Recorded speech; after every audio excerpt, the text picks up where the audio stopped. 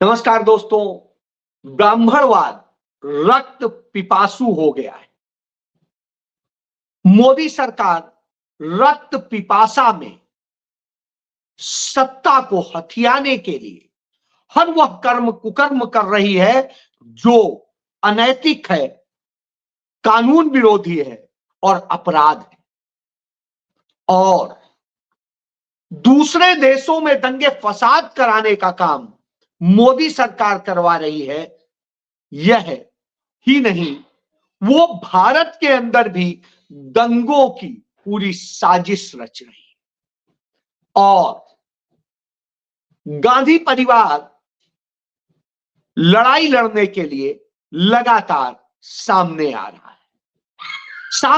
है। आज गांधी नेहरू परिवार की जब 16वीं पीढ़ी भी संसदीय लोकतंत्र में उतर पड़ी है। युद्ध के लिए, सत्ता के लिए नहीं, लड़ाई लड़ने के लिए, विरोध के लिए। जी हां, आज कमोबेश यही बात है। मैं शुरुआत करूंगा कि किस तरीके से साजिश रची है भारत सरकार ने, और भारत सरकार की साजिश के कारण हम पूरी दुनिया में बदनाम हो रहे हैं। हमने देखा कि कैसे कर्नाटक में हम बदनाम हुए, कैसे हम केरल में बदनाम हुए, कैसे हम मणिपुर में बदनाम हुए, कैसे हम नूह की हिंसा से बदनाम हुए, और कैसे हम संभल की हिंसा हो या अब एक और साजिश की जा रही है उसके लिए हो, हम उससे बदनाम हो रहे हैं। हमने झारखंड समेत तमाम जगह पे इस तरह के हालात देखे।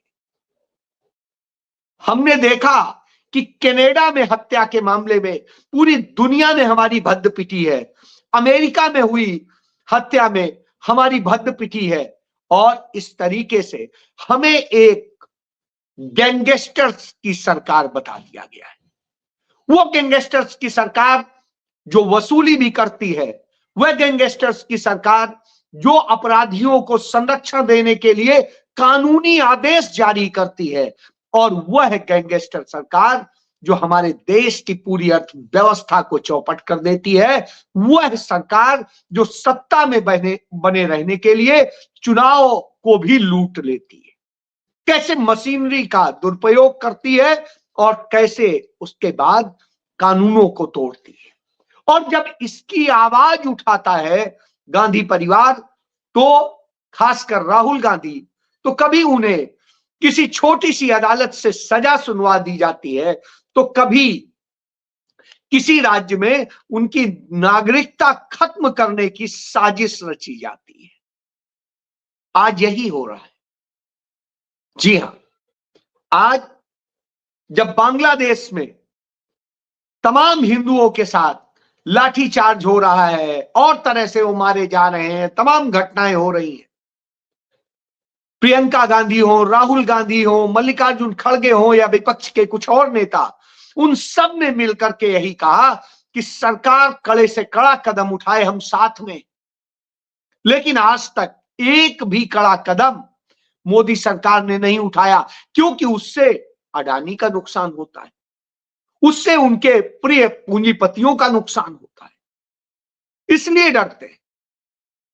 बहरहाल वही जो वो उनका आरएसएस वहां साजिश रचता है, वह साजिश तब बेनकाब हो जाती है जब वहां पर चिन्मय प्रभु नाम का जो इस्कॉन से जुड़ा हुआ था, वो पकड़ा जाता है कि किस तरह से वो उस देश में रहकर देश के साथ में गद्दारी कर रहा है। उस चिन्मय प्रभु का तमाम जब डेटा सामने आ जाता है, तो चिन्मय मिशन खुद प्रेस कॉन्फ्रेंस कहता है कि चिन्मय प्रभु से उनका कोई संबंध नहीं है, उनके किसी भी काम से उनका कोई संबंध नहीं है, वो उन्हें हमने निकाल दिया है।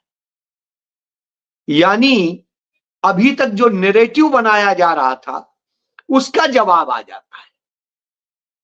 वहां न्याय अभी बाकी है, अदालतों की चलती है। शायद यही वजह है कि अदालत ने कहा कि इस्कॉन पर प्रतिबंध हम नहीं लगाएंगे। भारत के अंदर होता तो कहते मस्जिद में घुस जाओ, कुछ भी कर दो, लेकिन हम नहीं बोलेंगे। जी हां, यही तो हुआ है। तो वहां पर वहां की अदालत यह कह रही, न्याय दे रही है अल्पसंख्यकों को। हमारे यहां अदालतें अन्याय कर रही। उदाहरण आपके सामने मौजूद है कि कैसे आदित्य सिंह नाम के उस जज ने चंद घंटे के अंदर सुनवाई भी कर ली, आदेश भी पारित कर लिया, कमेटी भी बन गई और कमेटी को आदेश भी कर दिया गया कि जांच करके रिपोर्ट सबमिट कर दे, और 2 घंटे में उसने रिपोर्ट भी सबमिट कर दी। गजब की तत्परता। आपने देखा नहीं होगा, संभल में इस तरह से हुआ। फिर दोबारा जब कोई दंगा फसाद नहीं हुआ तो दोबारा जाते हैं और दोबारा उनके साथ में भाजपा और उससे जुड़े हुए उनके कार्यकर्ता जाते हैं। सर्वे टीम जा रही, अदालत के आदेश से जा रही, उनकी सुरक्षा में पुलिस जा रही है, मगर वो जाते हैं। अब भाजपा क्या सफाई देती है कि उधर से पथराव हो रहा था तो इसलिए हम मनोबल बढ़ाने गए, हम उसके नारे लगा रहे, जबकि सीसीटीवी कैमरे से ज्यादा सब जगह पर यह कैद है कि उन्होंने किस तरह से गालियां दी, किस तरह की बातें कही, क्या क्या किया और पथराव कैसे उन्होंने ही शुरू किया। यानी पूरी हिंसा की परतें उधेड़ रही। जब ये उधरती हैं तो फिर ध्यान बंटता है, और ध्यान बटाने के लिए एक आदेश कराया जाता है राजस्थान में कि साहब अजमेर शरीफ की जो दरगाह बनी है उसमें पहले शिवालय हुआ करता। ऐसे कहीं भी शिवलिंग ढूंढते घूम रहे, और इस तरह अदालतें आदेश दे रही हैं। ये पाप करके गया वह जस्टिस डीवाई चंद्रचूड़, जिसकी पूरा देश खामियाजा भुगत रहा है। ये वैसे ही है जैसे नरेंद्र मोदी ने इस देश को बांटने की पूरी साजिश रची, उसी तरीके से न्यायपालिका के माध्यम से इस देश को बांटने और नफरत में, हिंसा में झोंकने का काम करके गया डीवाई चंद्रचूड़। तो इससे आप समझ सकते हैं यह हालत है। बहरहाल दुनिया में इसके कारण हमारी बुरी स्थिति है। जब इस पर राहुल गांधी बोलते हैं, प्रियंका गांधी बोलती हैं, राहुल गांधी अडानी के उस काले सच को जो वहां की अमेरिका की अदालत खोलती है, जो केन्या से सामने आता है, जो और दूसरे देशों से सामने आता है, उन दस्तावेजों के आधार पर बोलते हैं, तथ्य बताते हैं इस देश को, तकलीफ हो जाती है। संसद में उस पर चर्चा के लिए दोनों सदनों में मांग उठाते हैं तो सरकार नफरत में फंस जाती है, उस परिवार को खत्म करने की साजिश रचती है, और उसके लिए अब राहुल गांधी की सदस्यता कैसे रद्द की जाए, इस पर तेजी से इलाहाबाद हाई कोर्ट की लखनऊ बेंच कार्रवाई शुरू कर देती है। और यह कार्रवाई किसी यूपी के, इतना बड़ा देश का सबसे बड़ा राज्य यूपी है, सबसे ज्यादा मतदाता यूपी में, सबसे ज्यादा भाजपा के लोग यूपी में हैं, लेकिन इसकी याचिका कर्नाटक का एक भाजपा का कार्यकर्ता जो है वो आकर के करता है, और यह याचिका करता है कि राहुल गांधी का ये किसी तरह से इन्हीं का ही जो सुब्रमण्यम स्वामी है वह भी कर चुका है 2019 में, और वो भी इस तरह के इस्तगा से किया करता है। तो यह साजिश है। हाई कोर्ट ने बहरहाल इस पे सरकार से जवाब मांगा, सरकार ने जवाब दिया है।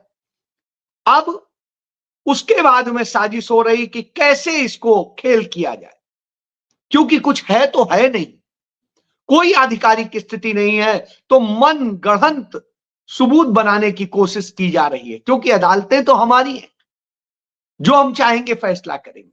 बहरहाल जब ये करते हैं तब आता है, आज स्थिति ये होती है कि गांधी परिवार के, नेहरू परिवार की 16वीं सदस्य के रूप में प्रियंका गांधी शपथ ले लेती हैं और वो लोकसभा की सदस्य बन जाती हैं, उसी वायनाड से जहां से राहुल गांधी भारी मतों से जीते थे, वहीं से वो 4,12,000 वोट से जीत के आती हैं और भारतीय जनता पार्टी के प्रत्याशी के मुकाबले वो 5.25 लाख वोट से जीत के आती है।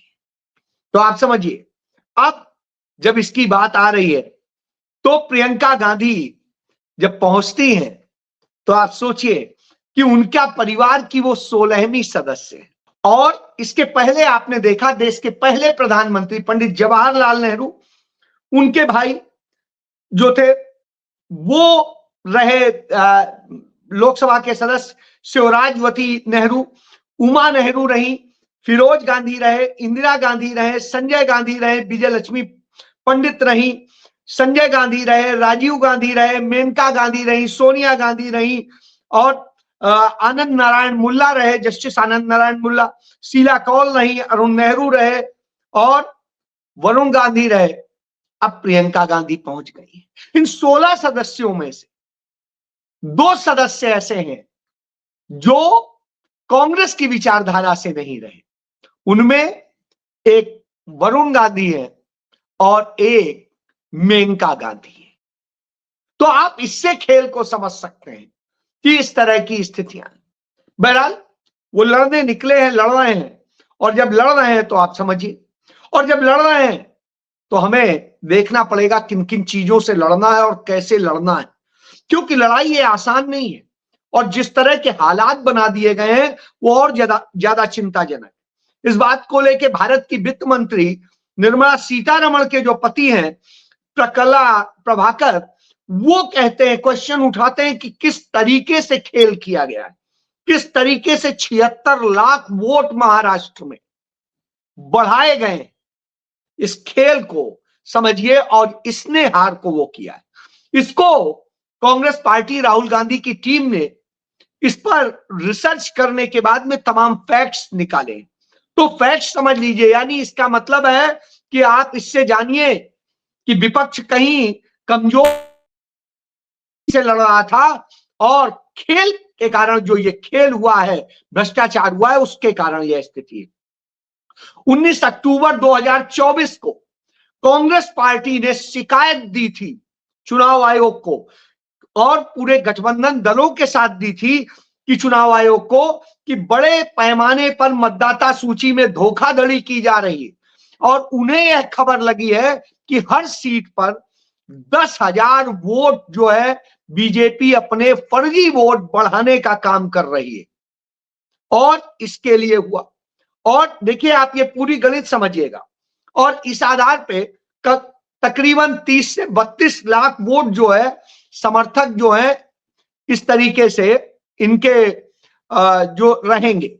और इसके बाद में जो कांग्रेस और उनके समर्थक हैं वो 30 से 32 लाख वोट काटने की इनकी प्लानिंग है। तो और इसके अलावा इनकी करीब 47-48 लाख जो है मतदाता नए फर्जी तैयार करने की पूरी तैयारी है। इसके लिए फर्जी वोटर आईडी बनाने के लिए फर्जी आधार कार्ड तक बनाए जा रहे हैं।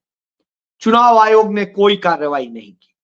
बहरहाल लोकसभा चुनाव, जब विधानसभा चुनाव के मुकाबले जब मत हुआ तो उसमें लोकसभा के अपेक्षा विधानसभा चुनाव में एमबीए के 3 मुख्य दलों के, जो तीनों मुख्य दल हैं, कांग्रेस, शिवसेना उद्धव ठाकरे, एनसीपी, इन तीनों के 32.8 लाख वोट घट गए, यानी 32,08,000 जो 80,000 वोट घट गए। और दूसरा, एमबीए को जो वोटर आईडी में जो बढ़ाया गया, जिस तरह से किया गया, बीजेपी ने अपने 47 लाख वोटर बढ़ा लिए। पूरे खेल को समझिए। इसके बाद में यदि आप देखेंगे लोकसभा चुनाव तक 5 साल में केवल 37 लाख मतदाता बढ़े थे, 5 साल में, 2019 से लेकर 2024 तक। और यहां पर सिर्फ इतने दिन में इन्होंने बढ़ा लिए 47 लाख। इसके बाद में लोकसभा चुनाव में गठबंधन के तीनों दलों को 67.7 लाख बढ़ गए। तो यह समझिए। इसके बाद में अब यहां पर कहां पर है, 47 लाख मतदाताओं ने क्या किया होगा, आप समझ सकते हैं। इसके बाद में भाजपा गठबंधन की जीत में जो उम्मीद की जा रही थी कि लाड़की बहन योजना से जो लाभ होगा उसमें 2 से 3% होगा, जो नतीजे उसके देखने में मिलते हैं कि विधानसभा चुनाव में इसके मुकाबले मतलब 630 लाख वोटरों का मतदान किया था जो विधानसभा चुनाव, इसमें 3% के प्रभाव का मतलब है 20 लाख वोट के करीब। और यदि कोई महायुति के वोट देखे तो 67.7 यानी 67 लाख 70,000 वोट की बढ़त हुई, और उनमें 47 लाख नए मतदाताओं को हटा दे तो यह बढ़त 20.7 लाख होती है, यानी बिल्कुल सही अनुमान था। और अजीत पवार को की पार्टी को वोट मिले 58,10,000, और स्थिति यह है उन्हें 41 सीटें मिल जाती हैं, जबकि शरद पवार की पार्टी को मिले 72,80,000 वोट और उन्हें सिर्फ 10 सीटें मिलती हैं। यह आप बड़े ध्यान से रखिएगा, 58 लाख वाले को 41 सीटें और जिसे 72 लाख से अधिक वोट मिले उसे 10 सीटें। दिलचस्प यह है कि एनसीपी और दोनों एनसीपी एक दूसरे के खिलाफ जो है 39 सीटों पे लड़ रही थी। इससे समझिए 33 सीटों पर जिस तरीके से यह स्थिति है ये है। इसके बाद में इन्होंने जिस तरीके से कांग्रेस और शिवसेना जो उद्धव ठाकरे की है उसकी लोकसभा चुनाव में के मुकाबले विधानसभा चुनाव में 47.1 लाख वोट 10 लाख वोट कम हुए, 10,000 47,10,000 वोट कम हुए, लेकिन लोकसभा चुनाव की संख्या से देखें तो यानी 47 लाख, तो वही जो वोट बढ़ाए गए उधर काटे गए और यह खेल हुआ। इसके खिलाफ पहले ही बता चुके थे चुनाव आयोग को, लेकिन चुनाव आयोग जब कोई कार्रवाई नहीं करता तो आप समझ सकते हैं। बावजूद इसके एक तुलजापुर विधानसभा क्षेत्र में वहां पर एक ईमानदार चूंकि वहां का अधिकारी था तो उसने इस पर एफआईआर दर्ज कराई कि यहां पर आधिकारिक रूप से एफआईआर दर्ज है। यह एफआईआर मैं दिखा सकता हूं, यह है। तो इसके मुताबिक वहां पर फर्जी तरीके से वोट बनाए गए और फर्जी तरीके से जिताया गया। तो आप इस खेल को समझ लीजिए, यह सब हो रहा है। और जब यह सब हो रहा हो तो आप पूरा अनुमान लगा सकते हैं कि किस तरीके से चल रहा है, क्योंकि ये पूरा एक तरीका है उसी ब्राह्मणवाद का कि हमें सत्ता अपने हाथ में रखनी। इसके लिए ब्राह्मणवाद क्या करता था, हत्याएं करवाता था, दंगे कराता था, एक समुदाय से दूसरे समुदाय को मरवाता था। आज भी यही हो रहा है। गरीबों, दलितों, वंचितों, आदिवासियों, अल्पसंख्यकों का खून चूसा जा रहा है, उन्हें मारा जा रहा है, और वो करवा कौन रहा है? सत्ता में बैठे उस ब्राह्मणवादी विचारधारा के लोग, मनुवाद का समर्थन करने वाले लोग। तो ये लोग हैं जो हिंदू धर्म के नाम पर मस्जिदों, दरगाहों को खोदना चाहते हैं और ये इसी तरीके से बंटवारे को अंजाम देते हैं। और जब बंटवारा होता है तो स्वाभाविक सी बात है फिर कमजोर हो जाते हैं आप, और कमजोर को मार दिया जाता है। ये हिटलर और मुसोलिनी की नीति थी। तो यह खेल हो रहा है, इस खेल को समझने की जरूरत। गांधी परिवार लड़ रहा है, और जब वो लड़ रहा है अपने पूरे परिवार को समर्पित कर चुका है, जिसकी पीढ़ियां दर पीढ़ियां इस देश के लिए बलिदान करती आई, उसकी जब बात होती है निश्चित रूप से हमें सोचना चाहिए कि हम कहां बात कर रहे हैं। पंडित जवाहरलाल नेहरू की मां स्वरूप रानी जी, वो इस देश के लिए शहीद हुई थी। उनकी पत्नी कमला नेहरू शहीद हुई थी। उनके पिताजी जेल में शहीद हुए, लखनऊ जेल में बंद थे। उनके दादाजी गंगाधर नेहरू शहीद हुए इस देश के लिए। उसके बाद उनके बहनोई हो, उनके और परिवार के लोग हों, और उसके बाद में देश आजादी के बाद में हमने देखा कि कैसे हमारे राष्ट्रपिता महात्मा गांधी शहीद हुए, और हमने देखा श्रीमती इंदिरा गांधी शहीद हुई, राजीव गांधी शहीद हुए, और यही प्रियंका गांधी है 19 साल की उम्र में अपने पिता के छोटे छोटे टुकड़े बस बटोर करके लेके आई थी। और अंतिम संस्कार किया था। अपनी मां से लेकर सबको लड़ती रही इस देश की राजनीति के लिए, इस देश के लिए। और अब 35 साल लड़ने के बाद अपनी मेहनत से वो इस मुकाम पर पहुंची है कि अब उन्हें जनता प्यार दे, जनता उनके साथ खड़े हो। तो केरल में वायनाड की जनता खड़ी हुई और वो संसद में आमद करा चुकी है। अब देखना होगा ये भाई बहन की जोड़ी किस तरीके से इन फांसीवादियों का मुकाबला करती है। आज वह शुभ दिन था कि जब फिर से उस आदिवासी ने मुख्यमंत्री पद पर शपथ ली थी, जिसे निर्दोष होते हुए भी जेल में डाला गया था, झूठे मुकदमे में डाला गया था। तो अब यह लड़ाई आगे बढ़ चुकी है। अब आपको भी सोचना है। जय